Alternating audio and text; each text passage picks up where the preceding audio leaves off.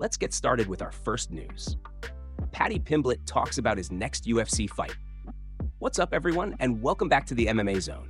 For weeks, there's been non-stop buzz about a potential clash between Ilia and Paddy materializing in early 2026. But following Islam Makhachev's championship win at UFC 322, Paddy admitted he's still not sure who he'll be facing next. After Ilia secured the lightweight title by shutting Charles Oliveira off back in June, he immediately called for a fight with Paddy the Baddy. At the same time, talk about Ilia facing Makhachev has never really slowed down, and Ilia keeps firing shots at the former lightweight king. Not long after Islam secured the welterweight title on Saturday with a decision win over JDM, Paddy opened up about the situation. He said that, for him, it's all about seeing what happens with Islam, because Ilia has been saying different things. Is Ilia going to stick to his word about moving up, or is he going to stick to the other claim that he'll fight Paddy next? According to Paddy, nobody knows what's happening until Islam decides what he's doing.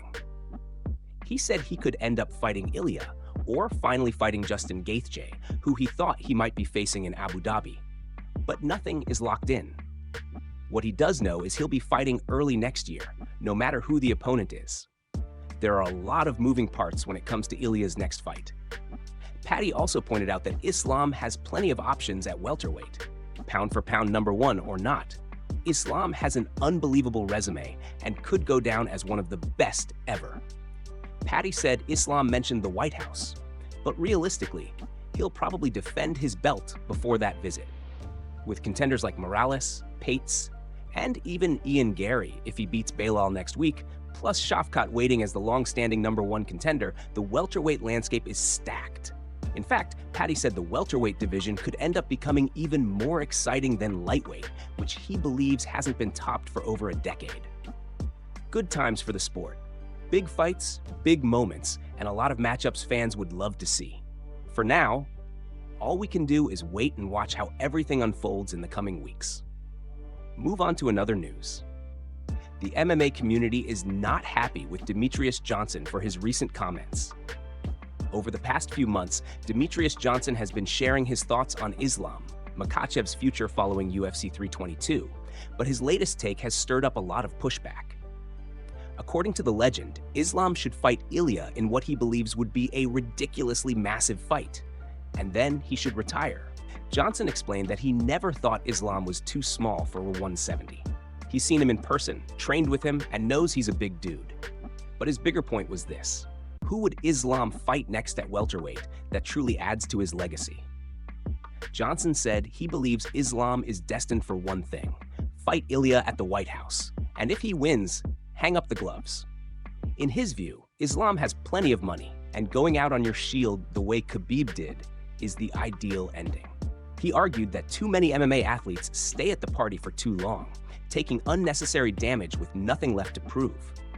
So, if he were in Islam's shoes, he'd fight Ilia at the White House, beat him, walk away, and end his career at the absolute peak. Johnson even added that Islam's draw probably stretches as far as Russia, so continuing to fight wouldn't change much for him financially or legacy-wise. It's an interesting thought, but it didn't take long for fans to fire back. Many were quick to question the logic behind Islam risking everything against a featherweight moving up to 170. Some pointed out that Morales, Prates, Usman, Gary, Belal, and Shavkat are the real contenders, and that the sport should follow some level of competitive structure. Others argued that Ilia fighting Islam at the White House would make both men an ungodly amount of money, and that Islam beating a former defending champ would boost his GOAT status even further. Still, many disagreed, saying that fighting at 170 only to take on a 145er makes little sense. They want to see Islam against Morales or another true welterweight threat. Some called Johnson's take bad, stating that Khabib retired due to a personal loss, not because the timing was right. Islam, on the other hand, has no reason to leave now. For these fans, it's all about legacy. How dominant can Islam be, and how long can he stay unbeaten? They argued that Ilia holds no legacy yet. Islam losing to him would greatly damage his reputation, while beating him would add very little. Move on to another news. Robert Whitaker says Islam Makhachev can fight at middleweight. After UFC 322, plenty of big names across the sport shared their thoughts on Islam's performance and what could come next for the champ. But one of the most surprising takes came from former middleweight king Robert Whittaker. The highly respected veteran didn't just praise Islam's dominance at lightweight and welterweight. He went a step further and suggested Islam could legitimately compete for a third division title. According to Whittaker, Makhachev has the physical tools, skill set, and overall presence to make a run at 185, something very few fighters in MMA history have ever been able to consider realistically. Whittaker explained that moving up 2 full weight classes is no small task, but he genuinely believes Islam might be one of the rare athletes built for it. He said that when he watches Islam fight, he doesn't see someone undersized or stretched at welterweight. Instead, he sees someone whose frame, grappling strength, and technical composure might translate surprisingly well at middleweight. Whittaker even noted that he's thought for a while now that Islam could be the type of fighter who takes on challenges across multiple divisions, the same way legends like Conor once did, except with a more wrestling-heavy dominance that could change how future 3-division ambitions are viewed. He added that if Islam ever decided to take that leap, the UFC could easily build something absolutely wild around it. Imagine Islam stepping into a middleweight title fight on a massive Abu Dhabi card, with the crowd on fire and the entire MMA world watching to see if he could pull off the nearly impossible. Whittaker said that the spectacle alone would be huge, the kind of event that elevates everyone involved and becomes one of those moments fans remember for years. Of course, Whittaker also acknowledged that taking on elite middleweights is a completely different challenge. The division is filled with powerful strikers, tricky grapplers, and physically imposing athletes. But in his mind, Islam has shown time and time again that he can rise to the occasion, adapt his style, and impose a level of control that overwhelms even top-tier opponents. In Whittaker's words, it's not unreasonable to believe Islam could make the jump if he wanted to, and if the matchup was right, the UFC would absolutely greenlight it for a blockbuster event. Whittaker emphasized that the idea isn't guaranteed, but if it ever happened, it would be one of the biggest matchups imaginable. A dominant champion chasing history, a massive global stage, and the chance to become one of the few fighters ever to touch gold in 3 divisions. That's the type of storyline that sends shockwaves through the sport. Move on to another news. Belal Muhammad praises Team Khabib following UFC 322. With all the talk about Islam, Makhachev potentially moving to 185, one thing that isn't up for debate is how much his legacy grew after UFC 322. His dominant win didn't just earn him another title, it elevated him into the conversation of true all-time greats, something both Daniel Cormier and Belal Muhammad were quick to acknowledge once the historic card wrapped up. Belal pointed out that Team Khabib, alongside coach Javier Mendez, officially produced their first double champ, and considering how dominant that camp has already been for years, this milestone pushes them even further into legendary status. Belal explained that people online kept asking whether he was upset or bothered by Islam's success, but he dismissed that completely. Somebody else's success, he said, is not his failure. His focus is locked entirely on Ian Garry, and nothing about Islam's moment changes the task he has in front of him. Belal made it clear that while Islam performed great, next week is his time to deliver. Next week is where he must prove he's still the guy at the top of this division. Nothing else matters unless he smashes Ian Garry, unless he finishes him with a great performance that reminds the world exactly who he is. Belal also shared a funny moment backstage with Khabib. As they crossed paths, Khabib jokingly told him to put your eyes down, because now Islam has joined that exclusive group of fighters who've won belts in 2 divisions. Belal laughed about it, but also acknowledged what it means. A fighter earning titles in 2 divisions is incredibly rare, and now Islam has solidified himself on that shortlist. It's an achievement that guarantees he'll be remembered among the great ones. Daniel Cormier echoed this sentiment as well. DC has always praised the discipline, structure, and culture coming out of that camp, and seeing them produce a double champ is another reminder of how special their system is. Belal emphasized that Islam's rise doesn't take anything away from his own goals. Instead, it motivates him.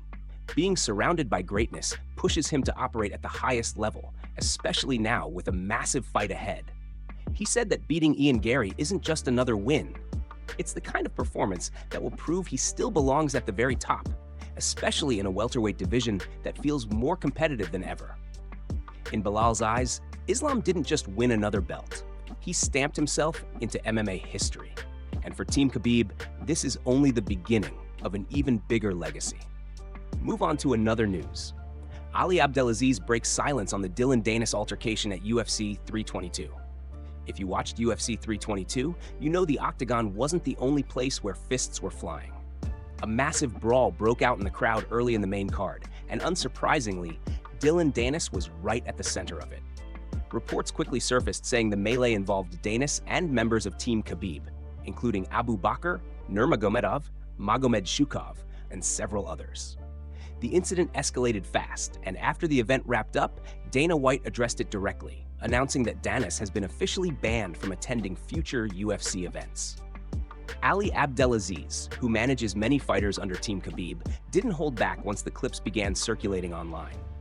The account Boshing Bosh posted on X, saying Danis got jumped by 10 guys, didn't go down, and even managed to take one of them down.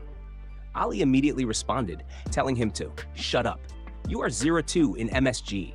Everybody beat you because you're a clown. Welcome to New York. That was just the beginning. Ali then issued a longer statement addressing the entire situation. He called the incident unfortunate, saying the internet has created a world where people think they can say or do anything without consequences. He emphasized that actions have a price. Words have a price. And when you push the wrong people, there will be accountability. Ali defended Team Khabib strongly, calling them some of the most respectful and honorable people in the sport, but also warning that if someone crosses the line, they will face the consequences. He ended the message with, "God bless you, have a nice day," but made it clear that enough is enough. Not long after, Ali followed up with another sharp warning aimed at the media, writing, "From now moving forward, any journalist who speaks to this guy, Dillon Danis, is disrespecting the sport, creating fake hype and clickbait. Only people who will interview him are the losers who can't find anyone to interview." Many fans felt he was taking a direct shot at Ariel Helwani, considering Ariel continues to interview Danis and often gives him a platform. The entire situation has turned into yet another wild chapter in the long, chaotic rivalry between Danis and Team Khabib. And with Danis now banned from UFC events, it's clear the organization has officially had enough. Move on to another news. Islam Makhachev talks about his next UFC fight. Right after UFC 322, while speaking with Laura Senko and Paul Felder, Islam broke down exactly why he wants to fight Kamaru Usman next.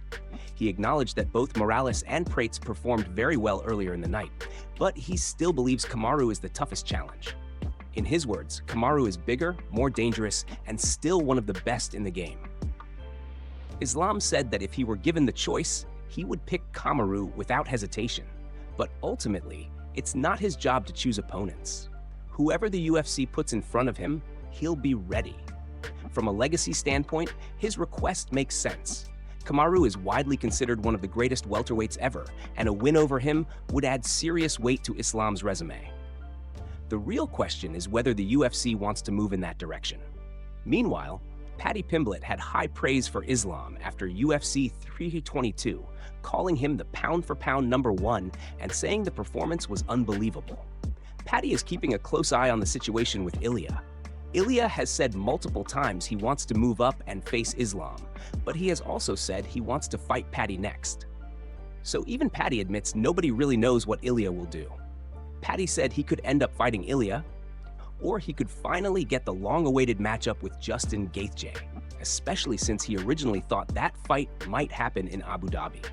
Paddy also pointed out that Islam has plenty of exciting options at welterweight now. Morales, Prates, and Ian Gary, if he beats Belal next week, are all legitimate contenders. Shavkat needs to return as well, and he's been sitting at #1 for nearly a year. According to Paddy, the welterweight division might actually be becoming more exciting than lightweight, which has dominated for over a decade. He said these are good times for the sport, with big fights and massive matchups everywhere. For now, Paddy is just waiting to see what Islam decides.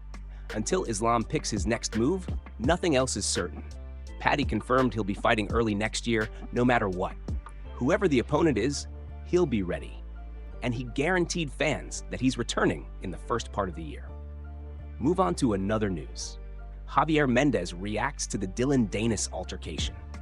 Speaking on the incident, Javier didn't hold back, emphasizing that when someone provokes a person's religion and mocks it, they must face the consequences.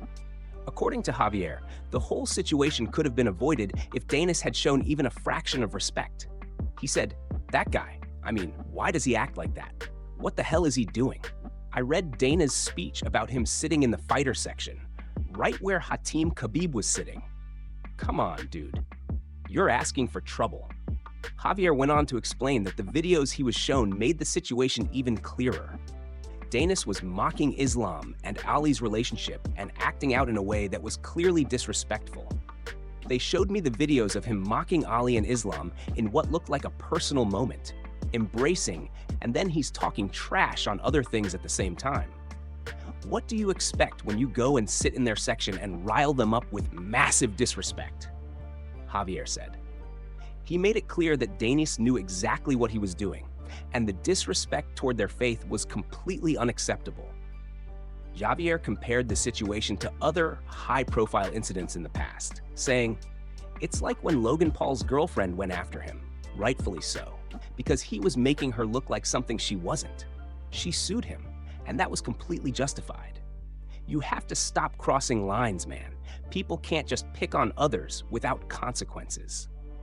He stressed that mocking someone's religion is not a joke, and Danis's behavior was a perfect example of what happens when boundaries are ignored.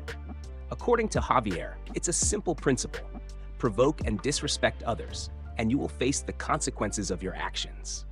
Javier made it clear that Team Khabib and their associates are some of the most respectful and honorable people in the sport.